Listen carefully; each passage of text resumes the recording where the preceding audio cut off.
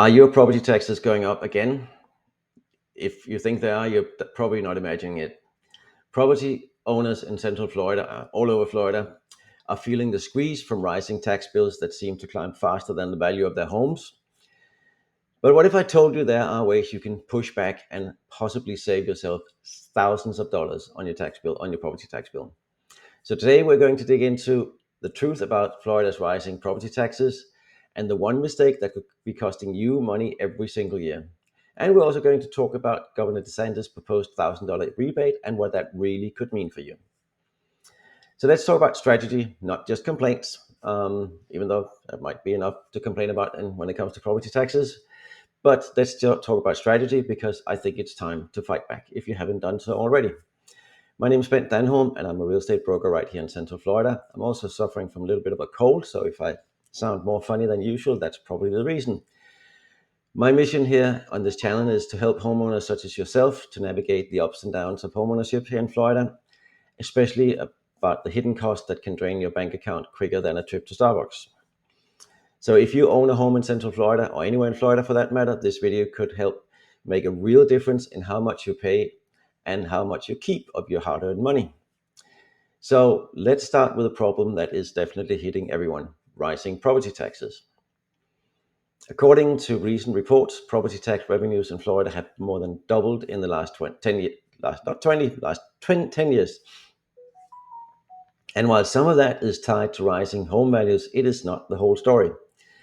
The real frustration that we feel here in Central Florida, or anywhere in Florida for that matter, is that many homeowners feel like they're paying more and getting less. We see services cut in our counties. We see insurance costs skyrocket. Maybe not directly associated with property taxes, but it's just another cost that we have to live with. And while all this happened, our property tax bill just keep going up and up and up and up. And it can feel like there's nothing you can do. But there is something you can do. So let's talk about 3 very specific ways that you can fight back against high property taxes and potentially save hundreds or even thousands of dollars every year. First thing I'm going to talk about is if you live in your home full time, or at least for 4 months a year, and you haven't filed for a homestead exemption, you are probably leaving money on the table. The Florida homestead exemption knocks up to $50,000 off of your home's taxable value, and that directly translates into a reduction in your tax bill. But here's the thing that most people don't know. You actually have to file for it. It is not automatic. It doesn't come all by itself. You have to do something actively to get that rebate on your property tax bill. So what you need to do in order to get the rebate is you need to go to your county property appraiser's website. Most of them, if not all of them, I can't think of any that doesn't allow you to file online, but if you're so unlucky to live in a county where they don't allow online filing, you have to go to the office. But I'm pretty sure that all the Florida counties allow online filing. So make sure you go online and file for homestead exemption, and make sure you submit all the documents they ask for, specifically the proof of residency, which is key to proving that you're living full-time in that home. And if you can do it before the annual deadline, which is March 1st, you can actually affect the same year's property tax bill. So say if you file before March 1st in 2026, it will reduce your 2026 tax bill. But even if you have already filed for homestead exemption and got homestead exemption, you need to make sure that you're getting every exemption that you're qualified for, because some people are qualified for more exemptions than they think. I mean, there are widowers exemptions, there are senior exemptions, there are veteran exemptions, and those can be pretty high. And there are disability exemptions that can also be pretty high. The second thing you need to be aware of if you're a homeowner is every August you receive a letter from your county called a TRIM notice. TRIM stands for Truth in Millage. So it's a Truth in Millage notice. It's not a bill, but it is, one of the most important pieces of mail you receive all year about your property tax bill. And why is that? It's because it tells you what your proposed property tax amount will be before it becomes final. I know for a fact that most people toss this in the mail because they think, well, it's not a bill, I don't need to read it. But that's a huge mistake, because this is actually your only chance for that year to challenge your property's assessed value before your tax bill is locked in. So when you get that letter in August, you need to read it and you need to look at the numbers in there.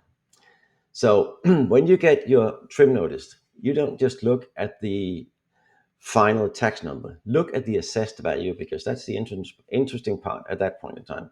If it seems too high, that is your cue to dig deeper. You need to, and if you think that they've assessed your value, that's the assessed value is the value of your home that they use to determine what the taxable base for your home. So if the millage is 2 mil, then your property value, assessed value, is 200,000. That's the base for your property tax bill. But if your home is really only worth 150,000, then you're paying taxes on $150,000 that you shouldn't be paying taxes on. That doesn't sound like too much, but let's blow that number up and say your home is worth $1.5 million and they're taxing you on $2 million. That's suddenly a lot of money you're paying extra in taxes. So it's really worth looking at that trim notice when you get it. Another one of probably the easiest and most overlooked way to lower your property taxes is to challenge any inaccuracies they have on your property record. See, because here's how that works. County appraisers, who are responsible for appraising your property and determining that assessed value that we talked about before, they use data like square footage, lot size, number of bedrooms, and other features of your home to determine your taxable value.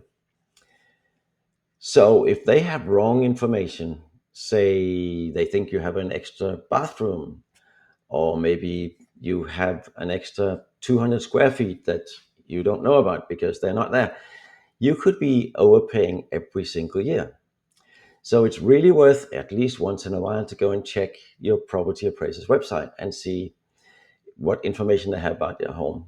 And you might think, well, that doesn't happen. It actually happens more than people think.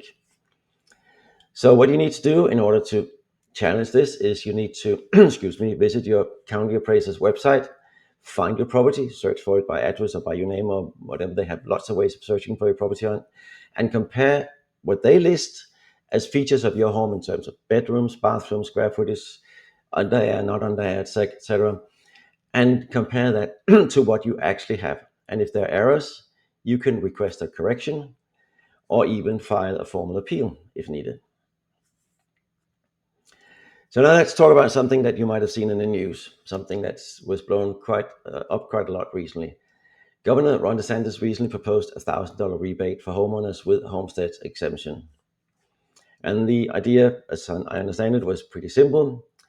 They wanted to return a portion of these surplus they collect back to homeowners, especially those struggling with with rising housing costs, which is very admirable. And it's a really nice gesture. And for some people, it could help. But here's the reality, at least the way it was proposed. It's a one-time check, not a long-term solution. So it's only for 1 year if it even happens. And while it's still being debated in Tallahassee at the point in time when I did this video, your tax bill is already on the move for next year. So it's time to go in and look at it before it's too late. So what you can do right now is you can check your property appraiser's website to see if they have everything right. Come August, you check your trim notice and see if they get right. And if you haven't filed for homestead exemption, don't wait till March 1st. Do it as soon as possible. So don't wait for help.